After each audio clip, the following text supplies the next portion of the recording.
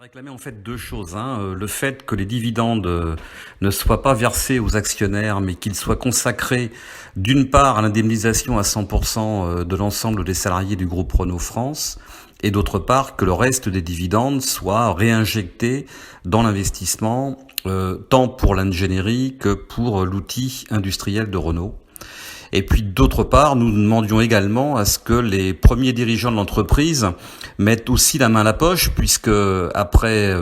avoir fait signer un accord qui impose, entre guillemets, la confiscation des jours de congé à tous, au moins que les premiers dirigeants de l'entreprise fassent preuve d'exemplarité. Quand bien même ce type de décision serait prise, on pourrait que se féliciter du résultat de la pression sociale, du sentiment d'injustice, qui quand même, malgré le confinement, s'est exprimé depuis plus d'une semaine, entre d'un côté la peur générée par la pandémie, de l'autre les risques économiques à terme, mais pour lesquels, encore une fois, ce sont les salariés qui sont mis à contribution. Et d'autre part,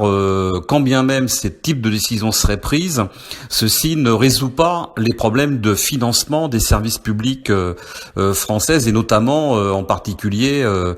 celui du système de notre système de santé. Et donc ça veut dire qu'il faut mettre sur la table le plus vite possible les conditions qui permettraient de revenir au financement d'un système de protection sociale solidaire